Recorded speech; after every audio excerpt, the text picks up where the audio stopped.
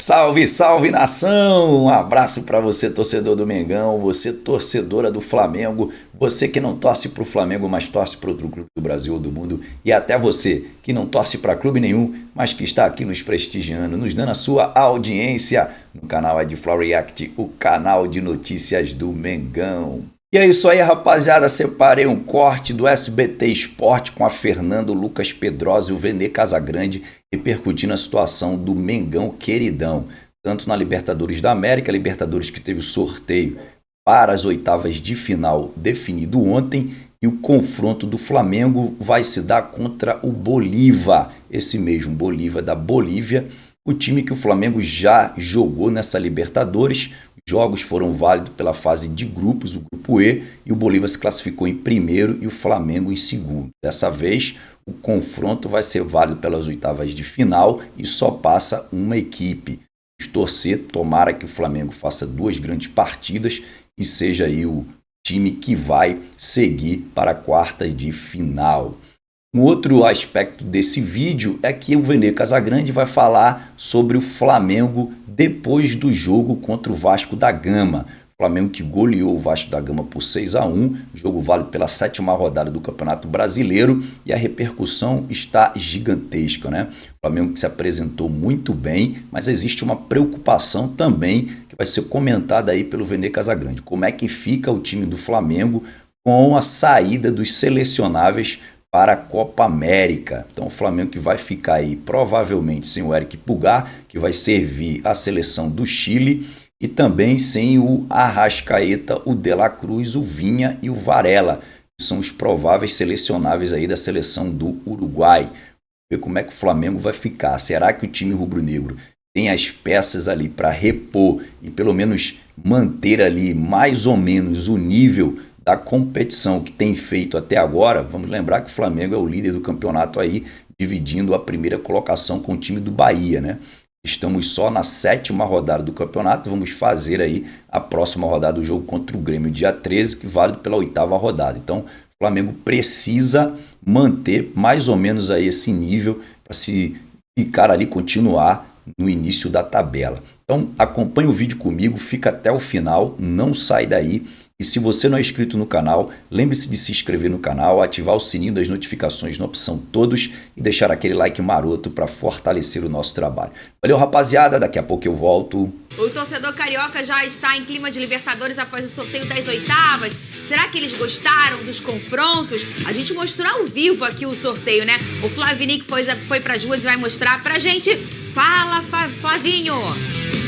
Oi, Fernanda, hoje a gente veio aqui em Copacabana para conversar com os torcedores sobre Libertadores. Eu vou começar perguntando a opinião dos rubro-negros que estão aqui ao meu lado. E aí, foi uma boa para o Flamengo pegar o Bolívar? Foi, achamos que sim, porque já vencemos 2 vezes, né? Venceu aqui no Maracanã, mas perdeu na altitude, mas foi 4-0 no Maracanã. Então, agora na fase de mata-mata, primeiro jogo sendo aqui no Maracanã, a gente pensa com certeza 2-0 Flamengo. Foi ótimo, foi ótimo. Tenho certeza que essa Libertadores aí já é nossa. A gente vai fazer um bom jogo aqui, né? Vamos fazer um volume maior de gols. Chegar lá, a gente vai só administrar. Depois da goleada, agora tem que ficar confiante mais ainda, né? E isso se chama Libertadores. A gente vai ver como ficou o caminho dos possíveis confrontos até o final e todo mundo vai começar a opinar neste programa. Daqui a pouco tem drones poderosos de Lucas Pedrosa e Vene Casagrande. Está na tela aí o caminho. El camino a la final, Vene Casagrande. Pois é. É, da glória eterna a Libertadores. Do lado de lá, a gente tem nesse encontro de oitavas, né, o São Lourenço com o Atlético Mineiro. A gente tem aqui o segundo do Grupo C, que ainda vai se definir, porque foram jogos que ficaram atrasados por conta das chuvas no Rio Grande do Sul. Com o Flusão, o Tajeres com o River Plate, o Colo-Colo com o Júnior. Tá aqui. O Colo-Colo com o Júnior Barranquilla. Tava procurando meu fogão do lado de cá. E do lado... tá bom. Terça-feira, né? Do lado de cá, oitavas, o Nacional contra o São Paulo, o Botafogo com o Palmeiras, o Peñarol, nesse mesmo caso, como o Fluminense, né? Pegando o primeiro do Grupo C. E o Flamengo pegando o Bolívar. A gente tava conversando aqui, né, meninos?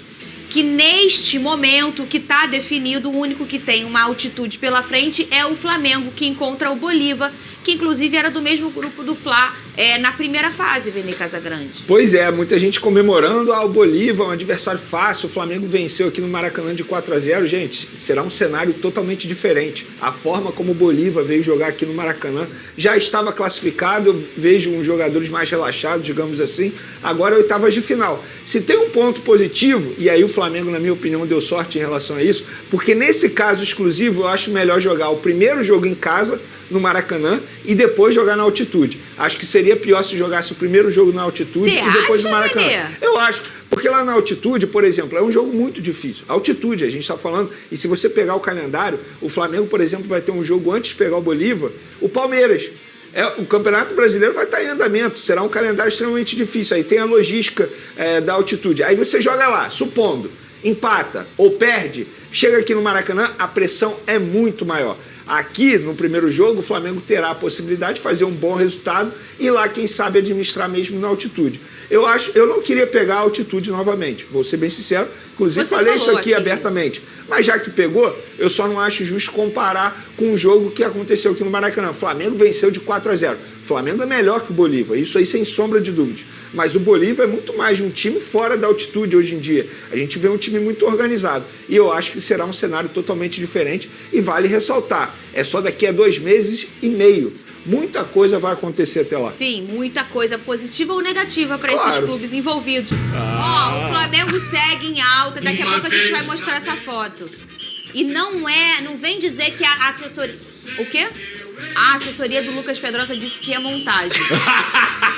Não é assim. Não. A assessoria do Lucas Pedrosa disse que ele estava lá, com as mesmas mas pessoas. A foto é montagem. A gente já vai mostrar. O Flamengo segue em alta. Gente, isso aqui é a típica Fla-Press. Quer que eu leia, Lucas Pedrosa? É melhor, né? Infelizmente. O Flamengo segue em alta após a goleada histórica contra o Vasco da Gama. Mas qual é a após mentira? sofrer críticas, o ataque rubro-negro enfim embalou nos últimos jogos. Mas qual é a mentira? E qual é a Fla-Press aí? São 5 jogos, 16 gols marcados e um placar histórico de fato, que nunca havia acontecido. Qual é a Fla-Press nisso? Roda. O Flamengo ainda respira a histórica goleada em cima do Vasco e que já está servindo de inspiração para o longo da temporada. E além do ótimo resultado, mostra como o time pode estar ainda mais entrosado. E um ataque que está funcionando. Nos últimos 4 jogos, a equipe marcou 14 gols e conseguiu o melhor aproveitamento em 2024, chegando a 74%. A melhora do time ainda levou à liderança do Brasileirão e a se manter vivo nas disputas pela Copa do Brasil e Libertadores. Por conta da data FIFA, o Flamengo terá um bom período para se preparar para a próxima partida, que será pelo Campeonato Brasileiro contra o Grêmio. Mesmo que ainda longe, o técnico Tite já sabe que terá dor de cabeça, já que não poderá contar com o quarteto uruguaio Arrascaeta, De La Cruz, Vinha e Varela, e ainda do chileno Eric Pulgar, que estão convocados para a Copa América. Com isso, o Flamengo terá o desfalque de 5 atletas por até 9 rodadas do Campeonato Brasileiro, já que os uruguaios e chilenos não liberaram jogadores. A final da Copa América acontece apenas no dia 14 de julho e, caso as seleções avancem, o rubro-negro não contará com seus jogadores. O Flamengo ainda tem 2 jogadores na lista de espera do técnico Dorival Júnior, caso precise substituir algum dos convocados da seleção brasileira. São eles Fabrício, Bruno e Pedro. Após a goleada, o time ganhou 3 dias de folga e só volta na quinta-feira. E até o próximo jogo terá muito trabalho pela frente. Muito bem, o Vene Casagrande, o seu Mengão voltou aí a embalar, voltou a arrancar sorrisos. E é um relacionamento muito ainda... inconstante. Uma hora o torcedor tá bravo, acha que as atuações não tão bacanas, e uma hora a gente vê uma euforia normal depois de uma goleada histórica, Vene. Mas nesse caso eu vou ficar com a turma da euforia, sabia? Porque de verdade, antes do VT rolar aí, inclusive um bom VT, a gente tá falando de um Flamengo que vem de 5 jogos, 5 vitórias, jogando bem, jogou abaixo apenas contra o Amazonas, mas eu acho que foi muito mais preguiça, entre aspas, de alguns atletas, mas são 5 jogos, 5 vitórias, 16 gols marcados e apenas 1 gol sofrido. De fato, o Tite parece ter retomado aquele famoso equilíbrio, palavra que ele tanto gosta nas entrevistas coletivas, e ele achou equilíbrio. A questão é, ele achou equilíbrio justamente naquele momento que ele vai perder principais jogadores para a Copa América, data FIFA, enfim, estamos falando de um Flamengo que vai perder a metade do time titular. Pulgar, Varela, Vinha, De La Cruz e Arrascaeta. E um deles hoje, no elenco, não tem ninguém que possa fazer a função que ele faz. Quem é? Que é o De La Cruz. Ali no meio de campo, o Arrascaeta, eu acho que o Lohan consegue quebrar o galho muito bem. Na volância ali pode ter o Alan, que embora esteja machucado, mas é o reserva imediato do Pulgar. Na lateral direita tem o Wesley, que pode quebrar o galho. Na lateral esquerda tem o Ayrton Lucas, que vai voltar em breve de uma lesão muscular. Mas o De La Cruz, com certeza, será aquela ausência que o Tite vai sentir bastante. Ele achou o equilíbrio. Agora é ver como o Flamengo vai reagir durante essas rodadas sem os principais jogadores. Porque já chegamos aí, já chegamos no mês de junho, né? Pedrosa, a gente já tá na metade do ano. Exato. E o mês de junho é o mês da Copa América, né? Sim. Vai começar, inclusive a seleção já tá, vai ter agora uns amistosos. Inclusive por isso é a data FIFA, a gente entende aqui vai ter uma pausa no campeonato nessa semana, tudo já estava previsto. E depois é o quê? O final de junho? 20 e pouco de junho, gente? Quando é que começa? É por 14 ali. de 14 julho de acaba, junho. é a final. Mas começa que dia? Dia 14 é a final, é um domingo. Dia 22 de junho começa a Copa América e aí começa os times a se desmantelarem, o Lucas Pedrosa. E a gente fala do Flamengo não só num perigo de perder jogadores para a seleção brasileira, mas também Uruguai. Mas quem? Chile. Só. Mas só do Uruguai são 3? Do Uruguai são 4. Mas eu quero destacar aqui o fato, 2 fatos, né? Além do coletivo, como a gente sempre falou, o Tite, ele é um treinador pragmático, mas eu nunca encarei o Tite, principalmente depois da passagem dele pela seleção brasileira, como um treinador defensivo.